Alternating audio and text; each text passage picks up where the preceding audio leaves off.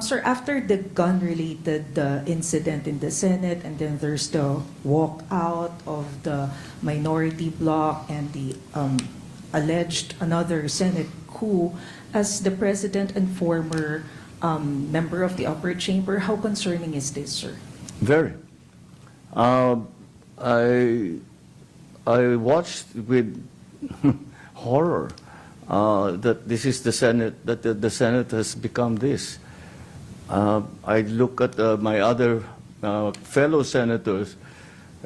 Madalas kaming nagtitinginan ni E.S. Ralph. Ganyan ba tayo? Ganyan ba tayo nung senador tayo? Meron ba tayong ganyan na ginagawa? Hindi tayo ganyan. Paano nangyari? Yung Senado hindi na kagaya nung panahon natin. Dahil personalan na eh. Naging personal, ang babaw na ng usapan. Dahil ang kwento ko nga, yun na nga kwento namin, meron mga senador na pagka meron kami pinag-uusapan na sa trabaho, hindi kami nag-agree talaga. At saka tatayo, mag-interpolate, at saka yung interpolation talagang mabigat, at saka well-studied and no-holds-barred interpolation. Pero after pag-upo namin, magkakape naman kami, kakain kami ng magkasabay. Hindi personal. It's about work. It's not about personalities. Nagbago eh. Tapos, narating pa tayo sa putukan. Tapos, fake pala yung putukan. Tapos, hindi ko maintindihan. Walang nangyayaring kagaya na nung panahon ko sa Senado.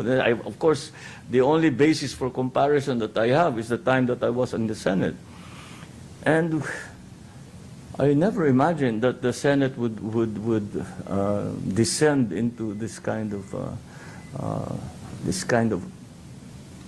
what's happening right now.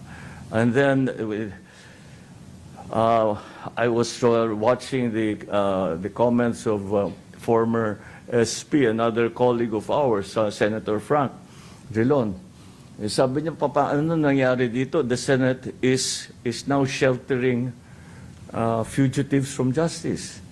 How did that happen? I don't understand how a Senate is supposed to function if those are the kind of things that the Senate is embroiled in. I hope they figure it out soon. I really do. Thank you, Mr. President. The next question. You have a follow-up question? Yes, sir. Just one quick follow-up. Kasi, sir, there are also concerns na because of the series of cases filed to some of the senators that are part of the majority bloc, including Senator Amy, she said that, well, maybe the majority 13 is being targeted. Are they Is being? targeted? Sir? Look. Are they targeted? Almost a year ago, ang sinabi ko sa taong bayan, kailangan malaman ng buong taong bayan ang katotohanan. At nung kami ay pinag-aaralan ng Ombudsman, ng Department of Justice, lahat ng mga aligasyon na dumating dahil sa flood control, maraming nagsasabi, bakit wala pang nangyayari? Bakit wala pang nangyayari? Bakit ang tagal ninyo? Namimili lang yata kayo kung sino yung i-prosecute ninyo. Ngayon, nandito na. At dahan-dahan lumalabas ng katotohanan. At dahan-dahan na. At ang pinakamaganda, kung talagang may kaso, kung sila ba naman ay walang ginawang mali, ay lalabas naman yan sa pagsusuri ng paghusga. At kaya naman, eto na yung mga ang hinihingi sa amin ng tao. Alamin nyo, ilabas ninyo lahat ng katotohanan. Ito ang aking ngayong ginagawa. Hindi pa tapos ito. Patuloy pa ang investigasyon, patuloy pa ang mga pag-imbestiga at pag-aaral at sa intelligence and information gathering tungkol sa mga iba't ibang aligasyon kung kani-kanino pa. Hindi ko alam kung paano napunta na sinasabi na yung majority ngayon ang tinatarget. Dahil kung tutusin ninyo, hindi sila majority noon. So, that does not apply. It was because of the allegations that were made and the investigations that were conducted upon learning of those allegations against kung sino man. And kung ano man ang naging alignment sa Senado, walang kinalaman yun Ito pa rin ang mga tao na lumabas ang mga pangalan doon sa, kung titignan ninyo, ano ang, kung saan pinagbabasihan lahat itong mga ito, ay doon sa testimonya sa Blue Ribbon Committee. Doon naman lumabas lahat ito. So, binigay ng Blue Ribbon Committee sa Ombudsman at sa DOJ ang mga findings nila, ito ang naging resulta ngayon. So, it has nothing to do with the alignment. Kung magbago yan, the alignment is different again tomorrow. Hindi, I'm not saying it will be. But if the alignments are different again in terms of the majority, paano mo sasabihin pag nagbago na naman yan? So, walang kinalaman yung majority, minority sa Senado. Ito ang dahil sa resulta ng mga investigasyon ng Blue Ribbon Committee at ang iba't ibang ahensya ng pamahalaan. Thank you, Mr. President. Thank you. The next question from Alexis Romero, Philippine Star.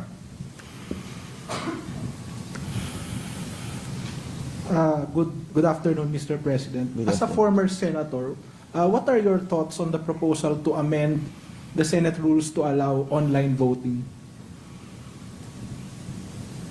All right. As a former senator, I suppose I'm reasonably qualified. I disagree with that. I understand that we had to do it in COVID because there was a health risk. But I do not see any particularly good reason for us to allow it now. It seems to only be applicable to Senator Bato para makaboto si Senator Bato dahil nagtatago siya. Now, for someone who is actually a fugitive from justice, na hinahanap ng pulis, na hinahanap ng Interpol, at may arrest warrant galing sa ICC, palagay ko, hindi siya dapat magbumoto. Hanggat dumating siya dun sa Senado. Kung he's willing to take the risk like he did the last time, ibang usapan yon. Basta't nandyan siya. So, it has been the long-standing tradition of the Senate is that if you are not physically present on the floor when a vote is taken, that you cannot in fact vote. Again, COVID gave us a different outlook in terms because we were concerned about health and safety at that point. We do not have those concerns now about health and safety. Okay, follow-up lang, Mr. President. You touched on it slightly na, but I will ask it anyway. There are notions that the electronic voting will enable senators facing charges to evade accountability or even arrest. Do you share the same concern?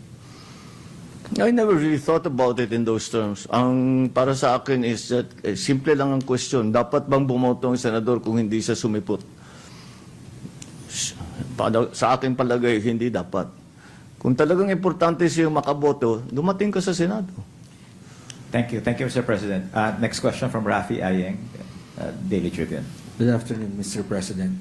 Your critics, particularly your sister, Senator Amy Marcos, are accusing you of conniving with the House of Representatives and Senate for a constitutional assembly that would extend your term via no election scenario. You already addressed this earlier, Mr. President, by means of a facial expression only. May we officially get an explanation or comment on this issue? And can you elaborate on that eye roll? I don't know. I mean, she should fire her staffer who gave her that information. Because, you know, the fake news hurts everyone. Not only those that fake news is attacking, but also those who are purveying that fake news. The purveyors of fake news are also damaged by this kind of. She should choose her sources of information better. Because the truth of the matter is we have never at any point even spoken about this anywhere with anyone at any time. So I don't know. I mean, it is, well, that's, kayo, nasa media kayo. Alam naman ninyo ang nagiging epekto ng fake news. Yan. That's a perfect example. Fake news is a corrosive influence on all in all sectors of society, in political, in the economics, in actual human relations, etc. And if you're not part of the solution, you become part of the problem. And that is a perfect example of that. Salamat po, Mr. President. The next question from Ivy, Billionario. Hi, Mr. President. Good afternoon. Good afternoon. Sir, are you still satisfied with Secretary John Vickermulli as the ILG chief, given the strings of fugitives of justice being able to go past law enforcement? But yes, I don't know why that rumor went around. I think somebody wants his job. Kaya kinakalat na matatanggal na siya para siguro ang inaasahan nila sila ay mailagay. Pero wala kaming pinaplano na gano'n. The only latest change in the cabinet was in Dole. Because Secretary Benny has asked to take a step back. He has some issues that he has to deal with. And so we have appointed a new cabinet secretary for Dole, which was former Senator Francis Tolentino. Thank you, Mr. President. Sir, just to follow up. Okay. Sir, just on the Senate matters po, Senator Dante Marcoleta said that the Senate presidency of Alan Peter Cayetano is the only one without Malacanang's blessing. What can you say about that? But what is he implying that I somehow choose the Senate president? I think you ask any senator, ask me as a former senator, I will laugh in your face because that's simply not true. Utusan mo yung senador na ito yung buboto mo. parang out of this world yata yung mga usapang ganun. Salamat po, Mr. President. We have last two questions, Mr. Okay. President, from Evelyn Quiroz of Filipino Mirror.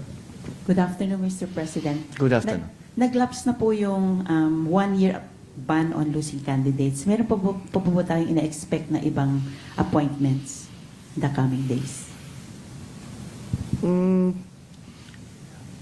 Possibly. Kasi nga yung nagban na nga yung one year ban, naglapse na yung 1-year ban for candidates that did not make it in the last election. Marami namang magagaling dyan. I'm not talking just the senatorial candidates. Maraming iba na tumakbo for whatever position na sa palagay ko magagaling at makakapag-contribute sa pamahalaan. So don't be surprised if we get more appointments from those candidates who ran in the last election who didn't make it. Sayang naman. We have to get the best talent that we can. Yes. So yes, that's a natural progression. Thank you, Mr. President. The last question from Ivan Mayrina of GMA7. Good. Mr. President, next month you will be marking your 4th year in office. Oh my God. At a time that many may consider a tumultuous phase in your presidency, are you going to take steps and how to turn down the political heat so that you may accomplish whatever is left in your term? The only persons who can turn down the political heat are the people who turned up the political heat in the first place. I have never turned up the political heat. I have never attacked anyone. I have never put down anyone. I have never declared war on any political group whatsoever. All I do is work. So, those who have raised the heat, those who are making all kinds of preposterous allegations, they have increased the heat, the political heat. Only they can turn it down. Not those of us who are just working and trying to do the best job for the Filipino people. It is the people who have indulged themselves in politics for their own benefit, not for the benefit of the people, not for the benefit of the system, not for the benefit of anybody but themselves. Sila lamang ang pwedeng magbaba ng gulo na nangyayari. Hindi galing sa amin ang gulo na yan. Might you address them directly, Mr. President? Who are you referring to? Oh, come on, there are many. There are many, but that's the nature of politics. That's the nature of politics. It's like a legal process. It is an adversarial process in many ways, and that's what happens. It's, however, different politicians choose to exercise or to work their politics in different ways. There are two kinds of politicians in my view. Those who are actually helping and those are doing nothing but obstruction. Yung mga meron dyan obstructionist, walang ginawa kundi gusto manggulo. Lahat ng sabihin ng administrasyon mali, walang tama. Kahit anong sabihin mo, kahit marami kang tinulungan, kahit maganda yung nagawa mo, mali lahat yan dahil kalabang kita. Those are the obstructionists. And they are not working for the Filipino people. They are working for themselves. And that's why, again, they are the ones who need to decide to lower the political temperature. Because although I don't know if they will actually do that. But